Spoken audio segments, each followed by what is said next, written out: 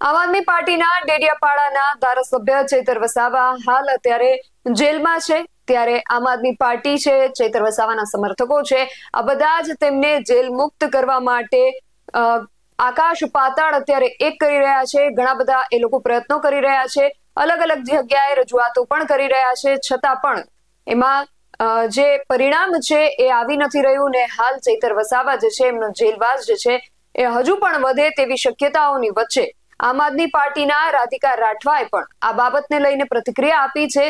જાણીએ શું છે સમગ્ર વિગત।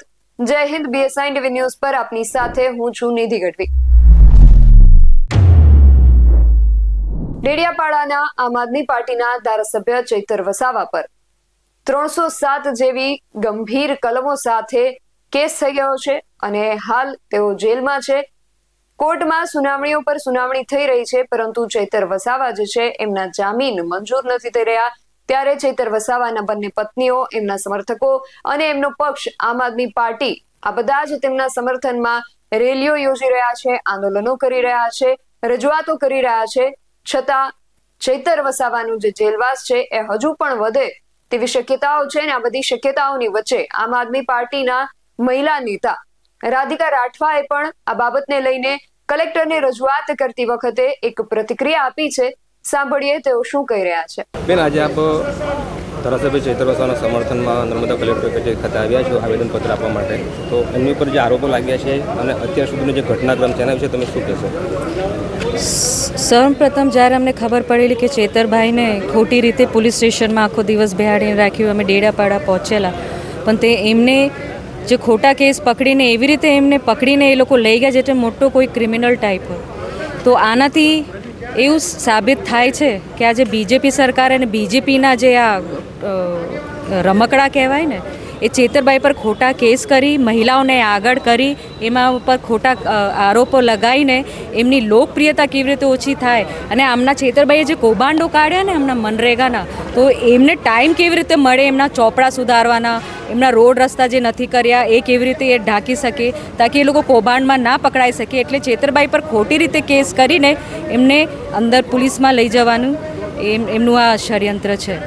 આજે જ્યારે રેલી સ્વરૂપે નર્મદા કલેક્ટર કચેરી ખાતે આવ્યા તો પોલીસ સાથે પણ ગેટ ઉપર ઘર્ષણ થયું અને તમને અંદર જવા માટેથી રોકવામાં આવ્યા, તો એના વિશે તમે શું કહો? અમે તો શાંતિથી એક આવેદનપત્ર જ આપવા જતા હતા।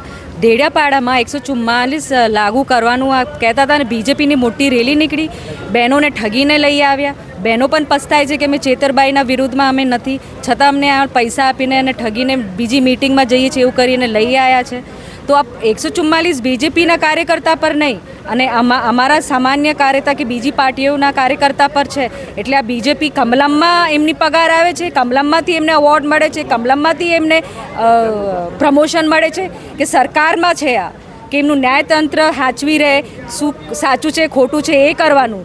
તમે તમારા કમલમમાં તમારા કોલર ઊંચાર કરીને એવું બતાવો છો કે અમને પ્રમોશન આપો, એટલે એક ધારાસભ્ય, આદિવાસી ધારાસભ્ય જે આદિવાસી સમાજ માટે લડે છે, બહેનો માટે લડે છે, આજ સુધી તો મેં સાંભળ્યું નહીં કે ચેતરભાઈએ કોઈ બહેનો ઉપર કોઈ ખોટા આક્ષેપો કે ખોટા ભાષા વાપરી છે। આ તો બહેનો પણ દુરુપયોગ કરે છે, આ ભાજપની બહેનો।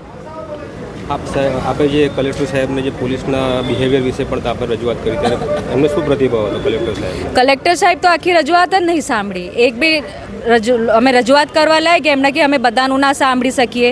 અરે તમે અમારી રજૂઆત સાંભળવા બેઠા છો અને પોલીસ તંત્ર પણ તમારા અંડરમાં છે, આખો જિલ્લા તમારા અંડરમાં છે, તમે એક બાજુ એક કાયદો લગાડો ને અને બીજી બાજુ બીજો કાયદો લગાડો ના ચાલે ને, કાયદો તો બધા માટે સામાન્ય જ હોય છે।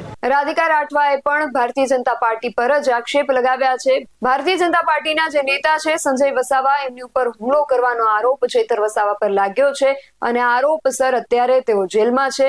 ત્યારે આમ આદમી પાર્ટીના મહિલા નેતા રાધિકા રાઠવા સામે જ ભારતીય જનતા પાર્ટી પર જ આક્ષેપો કરી રહ્યા છે।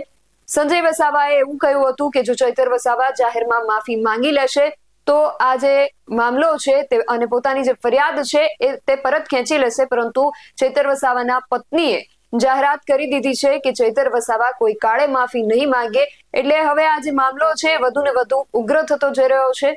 આ વિશે તમારું શું માનવું છે અમને કમેન્ટ કરીને ચોક્કસથી જણાવજો। આવા જ વધુ અહેવાલો સાથે મળતા રહીશું। તમે મારી YouTube ચેનલને સબસ્ક્રાઇબ કરવાનું અને અમને Facebook અને Instagram પર ફોલો કરવાનું ભૂલશો નહીં।